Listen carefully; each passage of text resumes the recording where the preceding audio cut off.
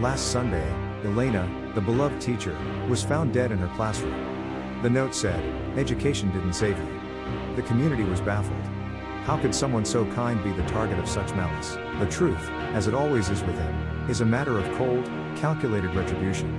Years ago, Elena had a student, the killer's younger brother. He was a boy teetering on the edge, needing just one pass to stay in school and keep his life on track. Elena, ever the stickler for rules, failed him. That single red mark triggered a spiral, expulsion, depression, and eventually, a tragic, lonely end. To Elena, it was an academic standard.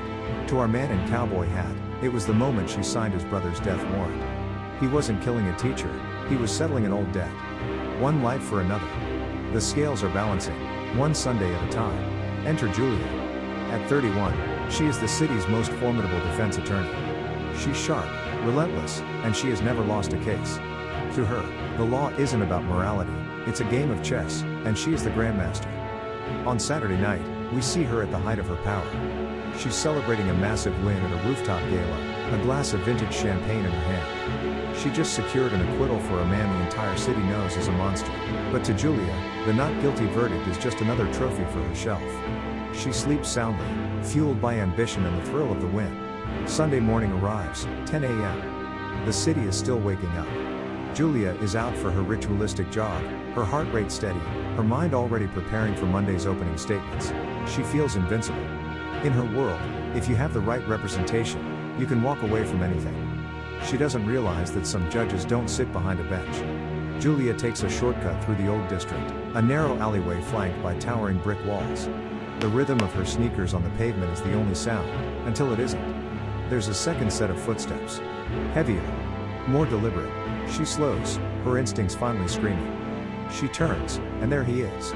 We see the broad shoulders of the man in the cowboy hat, his silhouette blocking the sunlight at the end of the alley. He doesn't rush. He doesn't need to. He moves with the disciplined grace of a man who has done this before. Julia tries to use her voice, the same voice that commands respect in a courtroom, but it fails her here. There is no jury to convince, no technicality to exploit. He steps into the shadows with her. He is a fit man, his presence overwhelming the narrow space. We see the glint of stubble on his chin and the wild, dark curls escaping his hat, but his face remains a mystery. He is the physical manifestation of a consequence she thought she could outrun. In this alley, the law is silent. By noon, the jogger's path is marked with yellow tape. It's a grim irony that Julia's journey ended here, at the back steps of the very courthouse where she built her empire. The police are baffled. There's no sign of a struggle, no robbery.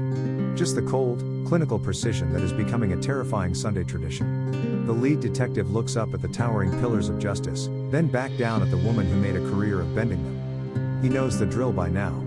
He reaches for her hand, which is clenched tightly, even in death. Between her cold fingers lies the signature. A small, white note. The killer's message is shorter this time, reflecting the finality of a courtroom decision. The note reads, "Case closed.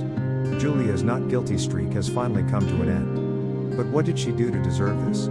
The answer lies in a trial from 3 years ago, a verdict that cost a man everything he loved. Join us next Sunday at 10 a.m., when we reveal the secret behind the lawyer's death and follow the shadow to a luxury penthouse. A young maid is about to see something she shouldn't. Like, follow, and stay alert.